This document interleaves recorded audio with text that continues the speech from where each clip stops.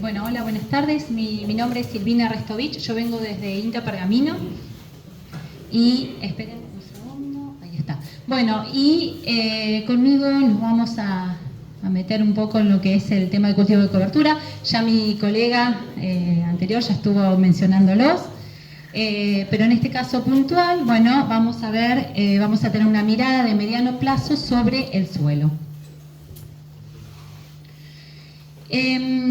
No solo a nivel, o sea, no solo en nuestro país, sino a nivel global, los sistemas de producción se han vuelto cada vez más simplificados, ¿no?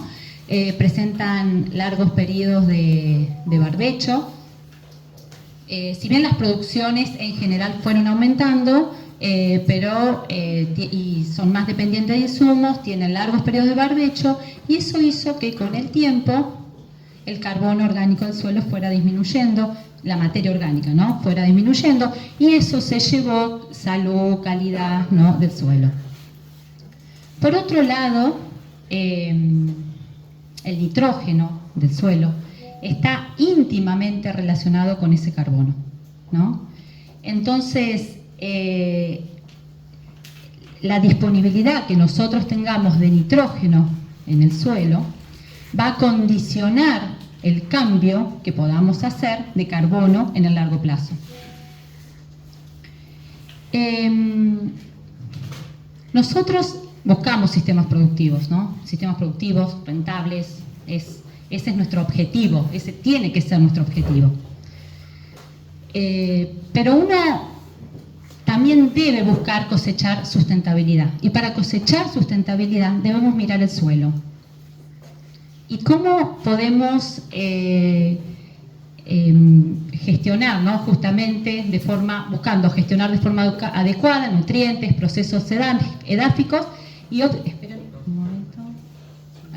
optimizar para eso estas reservas orgánicas del suelo, ¿no? En este caso, el carbono y el nitrógeno, que son los capitales que nosotros tenemos en los suelos agrícolas. En este contexto aparece el uso de cultivos de cobertura, ¿no?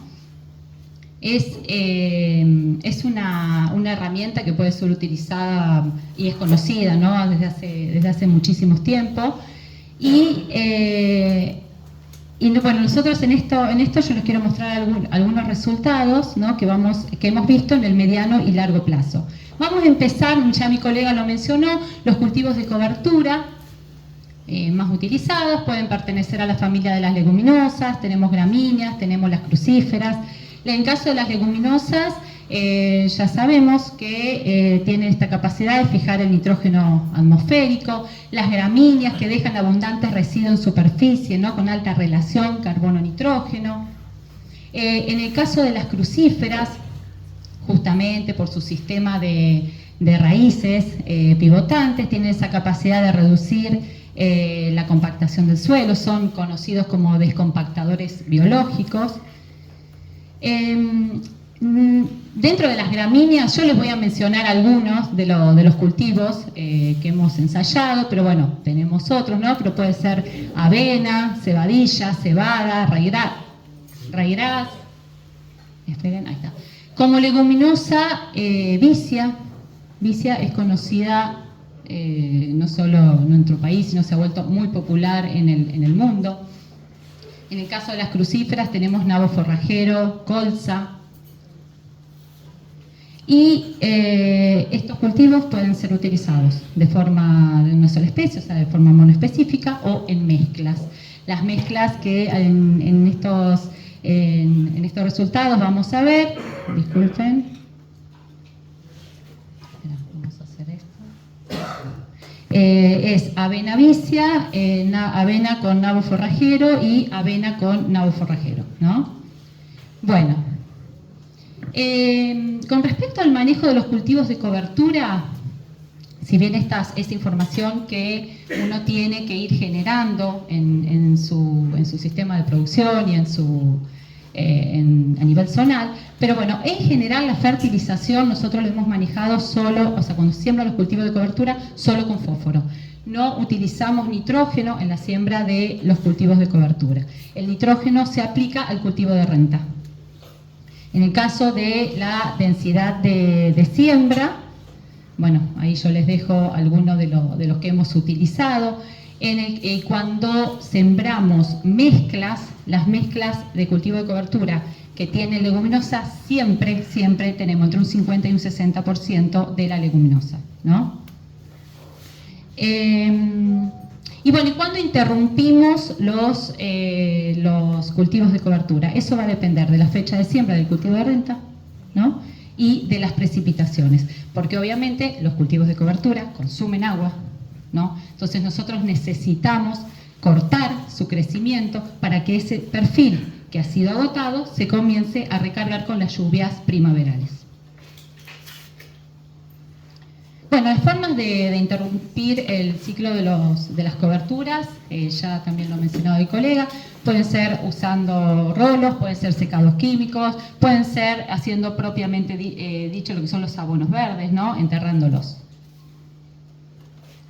Bueno, así estas son fotos como quedan, ¿no? Después de un tiempo, la vicia o gramíneas de haber pasado un rolo. Bien, desde que nosotros incorporamos un cultivo de cobertura en una secuencia de cultivos, desde que ellos están vivos hasta que se mueren, prestan servicios, prestan beneficios a los sistemas de producción. Por eso los habrán escuchado hablar como cultivo de cobertura, cultivos de servicio. Entonces, mientras estos están creciendo, ¿no?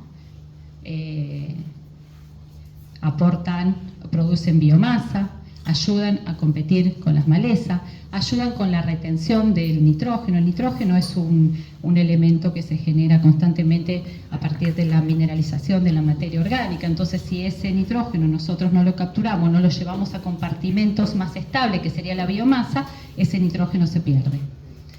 También ayudan a la conservación de insectos benéficos. En el caso también pueden ser, los han llamado como parches o biológicos o corredores biológicos. Y una vez muertos los cultivos de cobertura, ¿qué hacen? Aportan carbono, ayudan a la conservación del agua, depende del sistema de laboreo en el que estemos trabajando, aportan nitrógeno, ayudan al control de maleza y junto con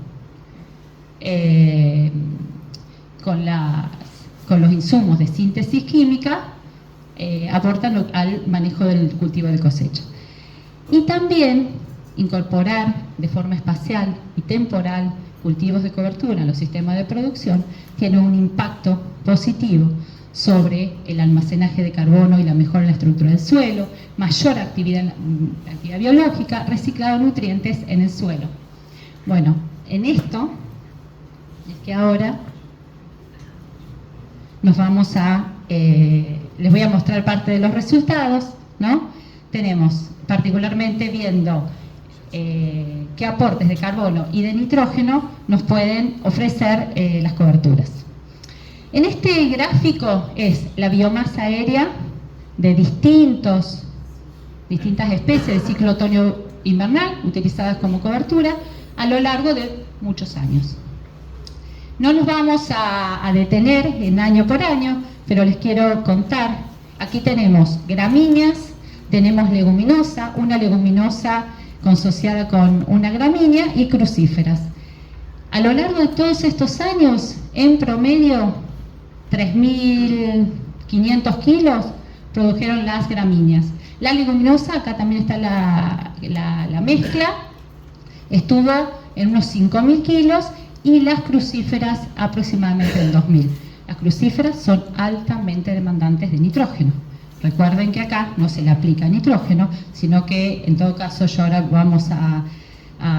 les voy a contar qué es lo que hacemos con las crucíferas justamente para potenciar su producción. Pero bueno, en general, ¿qué es lo que nosotros vimos a lo largo de estos años? La producción de biomasa de las coberturas puede variar de 1.100 a 12.000 kilos por hectárea. Los de mayor producción a lo largo de todos los años siempre fue o vicia o la mezcla de avena con vicia. Las gramíneas en general, como les dije, estuvo en los 5.000 kilos y las crucíferas siempre fueron las de menor producción. ¿Y de qué depende esto? depende de la fecha de siembra y de secado de los cultivos de cobertura, también del cultivo antecesor y por supuesto, en el caso de la vicia, que es utilizada como cobertura, del aporte adicional que tiene de nitrógeno y que impacta en su producción. Ahora bien, ¿qué pasa con el nitrógeno vegetal? Fíjense, yo seleccioné algunos años, tenemos el nitrógeno vegetal en kilos por hectárea que pueden aportar las distintas coberturas. En estas barras azules son las gramíneas, las barras rojas evicia, la verde avena vicia y las crucíferas las violetas. Las gramíneas en promedio pueden aportar entre unos 25 a 50 kilos de nitrógeno vegetal por hectárea por año. Vicia puede estar entre 50 y llega a casi 200 kilos de nitrógeno. Y la avena vicia, que es lo que les quiero remarcar, o sea, cuando una gramínea fue incluida con una leguminosa, fíjense cómo aumentó el aporte de carbono. Recuerden que esto un 60% tiene de leguminosa, que estuvo entre los 50 y casi 125 kilos de nitrógeno aportado. Todo este nitrógeno que es aportado puede estar disponible para el cultivo de renta, el cultivo que nos interesa, pero también es todo nitrógeno que junto con el carbono que están aplicando los cultivos de cobertura va a mover la materia orgánica, que es lo que nosotros queremos en el suelo. Acá les muestro, es una mezcla, otra mezcla que ensayamos, es avena con nabo forrajero o avena, nabo forrajero, y le incluimos vicia. En todos los años que medimos, la triple mezcla aportó mayor cantidad de nitrógeno vegetal, en promedio fueron 128 kilos contra 46 el no haber incluido la leguminosa. Ahora, ¿qué pasa cuando uno seca ese cultivo de cobertura? Ese rastrojo va a comenzar a mineralizarse a partir de los microorganismos y va a comenzar a enriquecer el nitrógeno mineral disponible para el cultivo de cosecha. Bueno, el momento en este gráfico, acá en la primera barra es un control, o sea, no tiene cultivo de cobertura, gramíneas, crucíferas, leguminosas y la consociación leguminosa con gramínea. Es aproximadamente esta medición, unos 40 días después de haber secado los cultivos de cobertura. Vemos como en el caso de la leguminosa aumentó ese nitrógeno mineral, es en los primeros 30 centímetros del suelo, en aproximadamente 30 kilos con respecto a los otros. O sea, esto que nos está diciendo, cómo empieza a enriquecer, cómo empieza a mineralizarse en los residuos del cultivo de cobertura, en este caso de la vicia, y enriquecer el nitrógeno mineral. Este nitrógeno mineral que la vicia va aportando al suelo, si no es tomado, porque el cultivo que llega, el cultivo que viene de renta, sufre estrés hídrico, esto se acumula. Y esto se pierde. ¿Estamos? Por eso, hoy en día, hablar de mezclas de cultivo de cobertura es importante. ¿Por qué?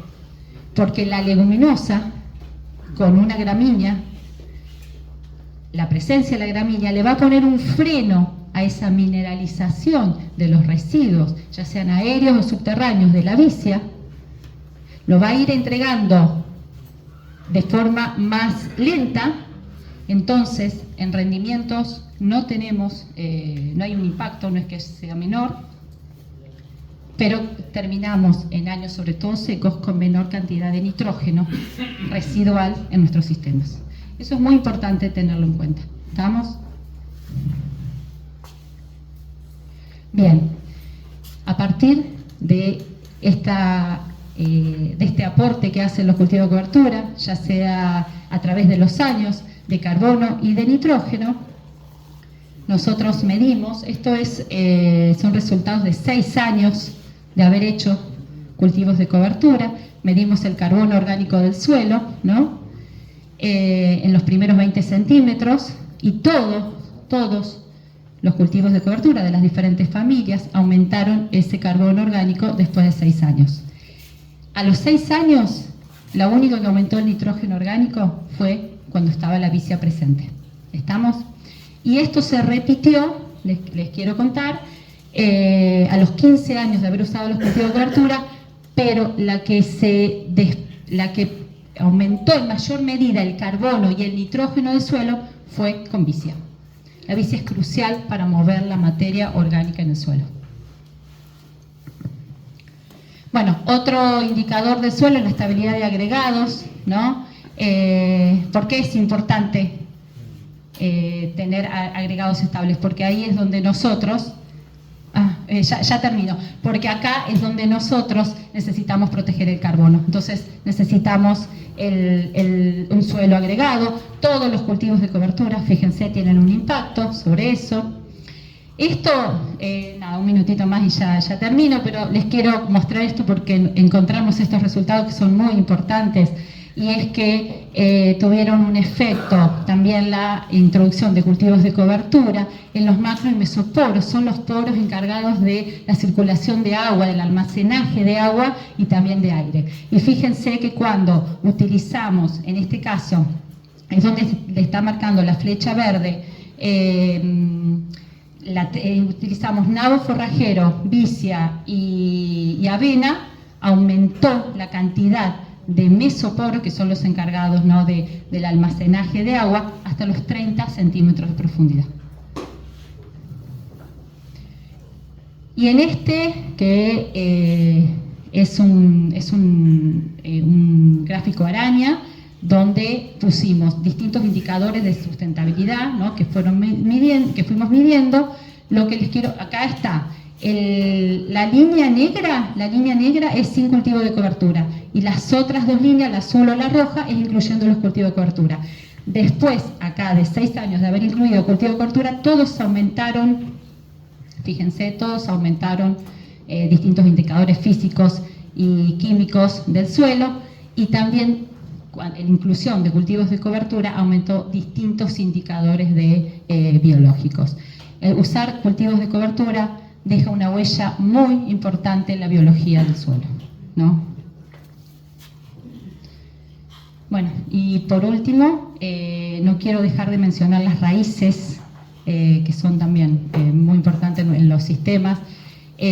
Acá tienen, para los distintos cultivos de cobertura, medimos la biomasa de raíces. Fíjense que obtuvimos diferencias en los primeros 5 centímetros del suelo y en los 5-10, pero ¿qué es lo que ustedes ven acá? Que entre el 48 y 50% de las raíces de los cultivos de cobertura se concentran en los primeros 5 centímetros del suelo. Y eso, a los 10 años de haber utilizado cultivo de cobertura, estuvo asociado la mayor cantidad de aporte de raíces con mayor cantidad de carbono orgánico lábil y mayor estabilidad estructural en el suelo. Bien, los cultivos de cobertura, ¿no? Sabemos, ¿no?, los distintos servicios que estos aportan: producción de biomasa aire subterránea, compiten con competición y control de maleza, mayor circulación de nutrientes, aumento de la actividad biológica, incremento de la infiltración. Como estuvimos viendo, son muy importantes para aumentar la materia orgánica del suelo, ¿no? La conservación de insectos benéficos, conservan agua, disminuyen la erosión y aportan nutrientes. Bueno, muchas gracias y disculpen las